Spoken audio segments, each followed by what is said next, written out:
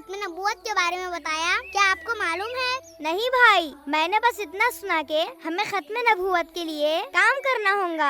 آپ کا دھیان کدھر تھا جب استاد بتا رہے تھے؟ تو تم کیا سو رہے تھے؟ لڑیے مت، اگر آپ کو جاننا ہے تو سعد بھائی سے پوچھ لے۔ ارے ہاں چلے۔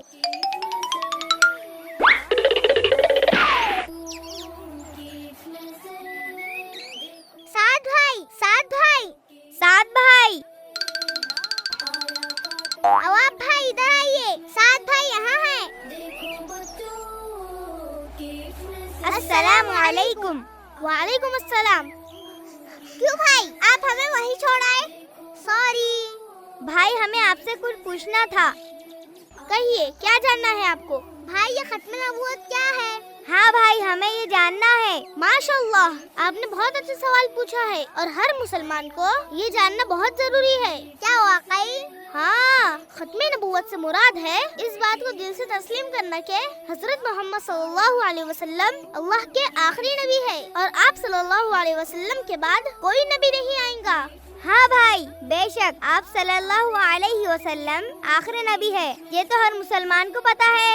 ہاں، پر ہمارے استاد نے کہا ہے کہ ہمیں ختم نبوت کے لیے کام کرنا ہوگا، اس کا کیا مطلب ہے؟ تو کیا اس عقیدے کے کوئی دشمن ہوں گے؟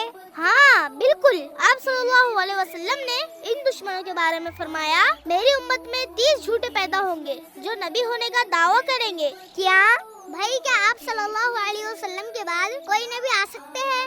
ہرگز نہیں۔ آپ صلی اللہ علیہ وسلم کا ارشاد ہے، لا نبی بعدی، میرے بعد کوئی نبی نہیں، اور قرآن کی تقریباً 100 آیات عقیدہ ختم نبوت پر دلالت کرتی ہے۔ پھر بھائی یہ جھوٹے لوگ کس طرح یہ دعویٰ کر سکتے ہیں؟ یہ وہ بدبخت لوگ ہیں جو چند دنیاوی خواہشات کے لیے جھوٹے دعوے کرتے ہیں۔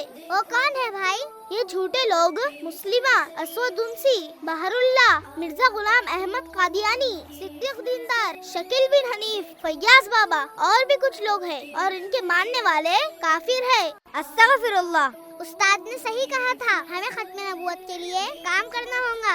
ہاں بھائی بالکل، ہمیں عقیدہ ختم نبوت کے بارے میں سب کو بتانا ہوگا کہ ہمارے پیارے نبی صلی اللہ علیہ وسلم آخری نبی ہے اور ان کے بعد کوئی نبی نہیں آئیں گے، تاکہ غفلت میں ہمارے مسلمان بھائی اور بہنیں ان جھوٹوں کی باتوں میں نہ آئے۔ جی بھائی، ہم بھی عقیدہ ختم نبوت کا کام کریں گے، اور میں بھی انشاءاللہ۔ دیکھو بچوں